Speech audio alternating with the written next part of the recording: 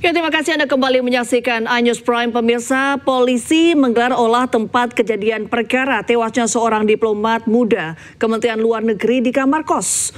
Polisi masih menyelidiki penyebab tewasnya korban. Olah tempat kejadian perkara digelar petugas kepolisian dari Polres Metro Jakarta Pusat dan Polsek Menteng di rumah Indekos Godia, Jalan Gondang Dia Kecil, Menteng, Jakarta Pusat pada sore tadi.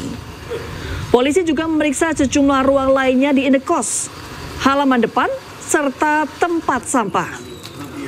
Tujuannya untuk mencari petunjuk tewasnya Arya Daru Panguyunan. Polisi juga memasang garis kuning agar lokasi kejadian tetap steril selama proses penyelidikan. Meski korban ditemukan tewas secara tidak wajar, polisi belum bisa memastikan penyebab tewasnya korban. Polisi memastikan tidak ada barang berharga korban yang hilang. Itu yang masih kita lakukan penyelidikan. Wajahnya masih dilakukan. Cuman perkembangannya nanti ya. Ada barang-barang yang hilang nggak Pak? Nggak ada. Nggak ada barang yang hilang. Jenis kelaminnya laki-laki. Kerjaannya apa Pak? PNS. Di? Ya belum tahu, masih kita dalam penyelidikan. Yang sebelumnya seorang diplomat ahli muda Direktorat Pelindungan Warga Negara Indonesia Kementerian Luar Negeri ditemukan tewas di kamar kos di kawasan Gondang Dia, Menteng, Jakarta Pusat pada Selasa pagi. Kondisi kepala dan wajah korban dipenuhi lilitan lakban.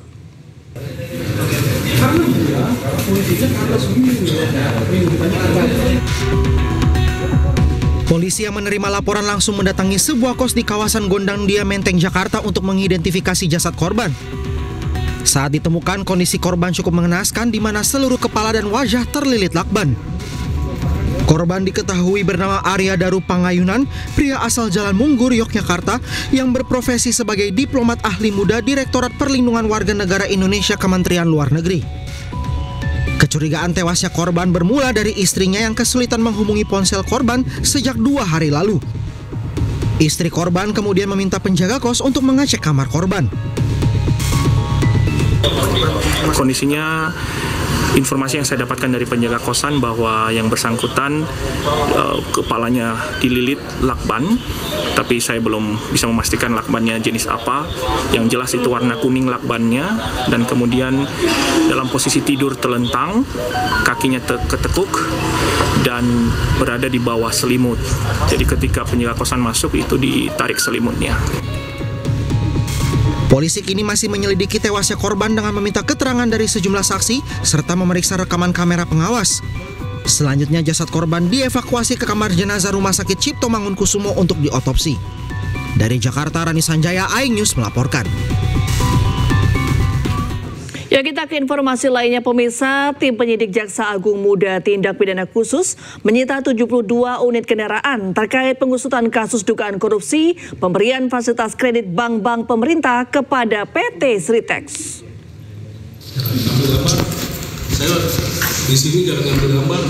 Penyitaan puluhan kendaraan milik PT Sritex tersebut dilakukan di gedung Sritex 2 Sawah Banmati, Kabupaten Sukoharjo, Jawa Tengah pada Senin kemarin.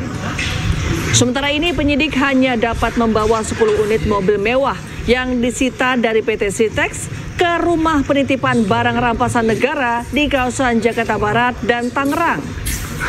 Sementara itu, 62 unit kendaraan lain yang sudah berstatus sita dititipkan di gedung PT Sritex dengan penjagaan ketat dari TNI.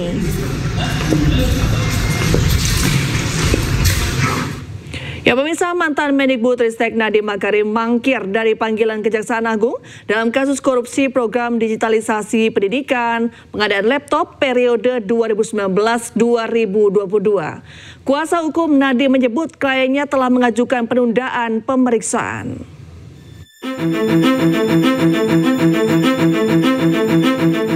Mantan Mendikbudristek Nadiem Makarim absen dari panggilan penyidik Kejaksaan Agung untuk diperiksa sebagai saksi terkait kasus dugaan korupsi pengadaan laptop berbasis Chromebook di Kemendikbudristek tahun 2019-2022 senilai 9,9 triliun rupiah. Pemanggilan ini dijadwalkan pada Selasa 8 Juli 2025 di Gedung Bundar Jampitsus Kejagung, Jakarta Selatan. Kuasa hukum Nadiem Makarim, Hotman Paris, mengatakan bahwa kliennya sudah mengajukan permohonan penundaan pemeriksaan kepada penyidik. Sebelumnya Nadiem telah menjalani pemeriksaan selama hampir 13 jam pada Senin 23 Juni 2025 dan dicecar 31 pertanyaan. Kasus dugaan pengadaan laptop di Kemendikbudristek berawal dari rencana pengadaan bantuan peralatan teknologi informasi dan komunikasi untuk satuan pendidikan. Namun dalam pelaksanaannya muncul dugaan persekongkolan dan pemufakatan jahat di antara pihak terkait, termaksud dugaan rekayasa spesifikasi pengadaan yang mengarah pada penggunaan sistem operasi kerumpuk. Tim Liputan iNews melaporkan.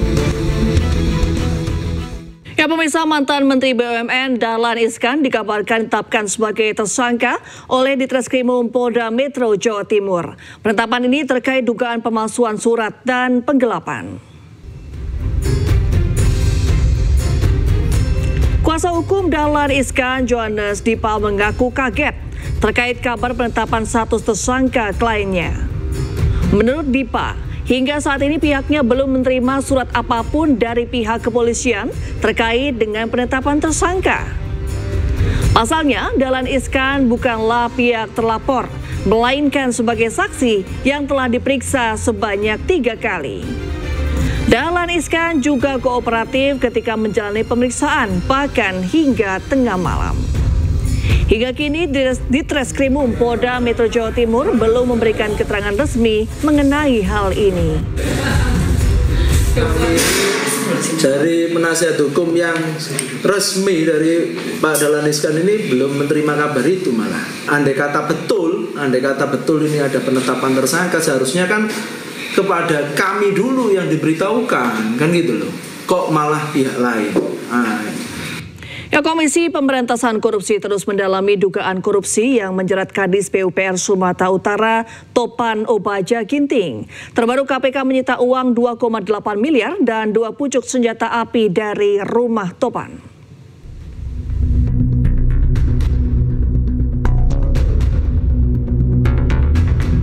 Komisi Pemberantasan Korupsi terus mendalami kasus dugaan korupsi yang menjerat orang dekat Bobi Topan Obaja Ginting.